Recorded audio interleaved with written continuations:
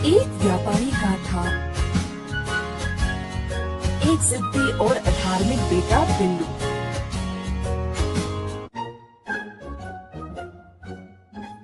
बिल्लू के माँ बाप उसको देखकर दुखी होते थे कि ये कितना लापरवाह है। एक दिन बिल्लू की मैया उसे डांट डांट के थक गई थी। बिल्लू की धार्मिक भावनाओं को जगाने के लिए मैया ने उसको मंदिर भेजना चाहा, साधु जी का उपदेश सुनने। हमेशा की तरह बिल्लू ने जाने से मना कर दिया और भगवान और उसकी माँ का मजाक उड़ाया। और कोई रास्ता न मिलने के कारण मैया ने बिल्लू को वादा किया कि अगर वह साधु जी के उपदेश को सुनेगा तो वह उसे 1000 तांबे के सिक्के देगी। लालची बेटे ने पैसों के लिए माँ की बात मान ली।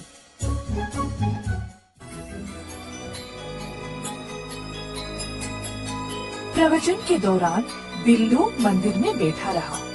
वह प्रवचन के खत्म होने का इंतजार कर नहीं पाया ताकि वह घर जाकर 1000 तांबे के सिक्के ले ले। साधु जी की शिक्षा सुनने के बजाय बिल्लू आराम से सो गया। अगली सुबह बिल्लू घर वापस आया और अपनी मैया से वो 1000 सिक्के ले लिए। उसने अपनी माँ को बोला कि वह व्यापार करने अब विदेश जाएगा। मैया ने उससे ना जाने की भीख मांगी, परंतु बिल्लू ने कुछ नहीं सुना। उस रात बिल्लू ने अपना सामान बांधा और जल यात्रा के लिए निकल पड़ा। वह बंदरगाह गया और एक नाव पर सवार हो गया जो विदेश के लिए निकल रही थी।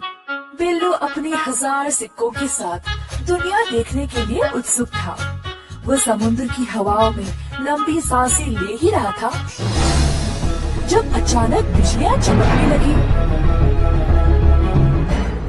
थोड़ी देर में हल्की हवाएं तेज तूफान में बदल गई।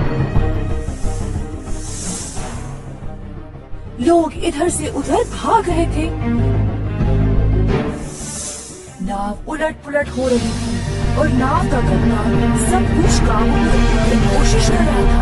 बिल्लू डर से कांपने लगा क्योंकि वह कभी भी घर से इतना दूर नहीं रहा। अपनी जान के लिए वह रोने लगा।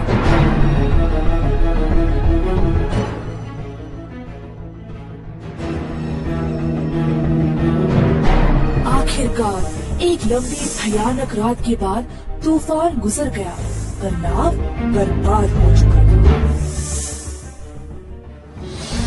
जैसे तैसे करके बिल्लू समुद्र तट तक तैरते हुए आ गया। खुद को रेत पर घसीटते हुए खांसने लगा। जब उसने अपने चारों ओर देखा तो उसे एहसास हुआ कि वह एक द्वीप पर था। उसे अपने इर्द गिर्द एक भी मनुष्य नजर नहीं आया। बिल्लू गला फाड़ कर आंसू बहाने लगा। अगर अपनी मैया की बात मानी होती तो आज वह इस परिस्थिति में फंसा नहीं होता। बिल्लू को अपनी अवज्ञा और लालच का भारी रकम देना पड़ा। बाकी चीजों के साथ साथ अपने 1000 तांबे के सिक्कों को भी खो डाला।